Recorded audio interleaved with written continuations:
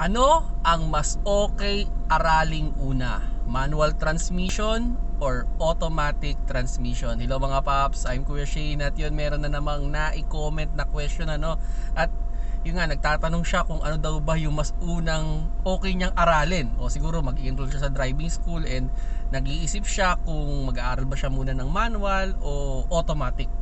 Okay. Ako personally, natuto ako mag-aral ng pagdadrive sa manual. Okay, pero ito yung ano ko dyan. Kung wala namang chance na magdadrive ka ng manual transmission, automatic na agad ang aralin mo. Okay, pero ito, ang advantage kasi pag natuto ka sa manual transmission, in a few minutes o few hours, pwede ko sabihin sa yung halos malapit mo na sa i-master yung pagdadrive ng automatic. Ganito, story lang before, sanay ako sa manual. So, sabihin natin, this is my first time na magdadrive ng automatic. So, ano lang yung inalam ko? Okay, acceleration, gas pedal, and brakes, Actually, ang pinaka-tinanong ko lang, pag i-start po ba to, kailangan mo nang i-press yung brake. Yun lang yung halos tinanong ko. Then, eventually, after ilang minutes, pwede ko sabihin, hindi ko naman master, pero halos alam ko nang i-drive.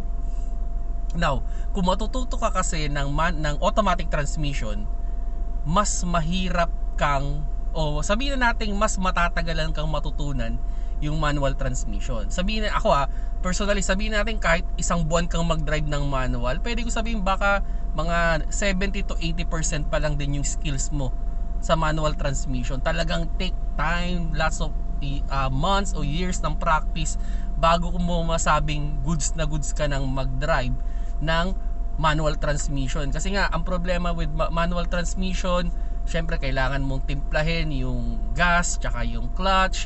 Then pag pepreno ka o hihinto ka, kailangan mong apakan yung clutch at preno ng sabay. At kailangan mo rin pag-aralan yung pag-shift ng gear. Dapat tama yung shift ng gear mo based dun sa speed at yung susunod na kalsada. Dun sa automatic, pag naipreno mo, lagay mo sa drive all the way, kahit nasa Manila ka, kahit hanggang Laguna yan, drive all the way, naka-drive lang, wala ka nang iisipin. Kumbaga gas and brake na lang talaga ang aapakan mo. Unlike kasi sa manual, kailangan mo pang timplahin yung clutch and gas. Tapos syempre yung pag shift mo nga ng gear dapat tama, kasi nga halimbawa paahon, naka fifth gear ka, mabagal yung takbo mo, syempre mag-o-off yun. So kailangan ina-analyze mo talaga yung kalsada. Pero ako personally ito, gusto ko yung automatic sa city driving. Well, dahil nga mas madali siya talagang i-drive. Kumbaga kung dadalhin lang naman ako sa point A to point B, yun lang naman yung use ko, okay ako sa automatic. Pero kung gusto kong mag-enjoy mag-drive, I will select the manual transmission kasi dito mo mafe-feel talaga yung adrenaline, you have the full control of the car. So, kayo, nasa sa inyo. Pero ako kung wala namang chance na magdadrive ka ng manual o wala namang kayong kotseng manual o wala naman siguro sa ipapadrive na manual transmission na kotse, ang i-enroll mo na kagad ay automatic.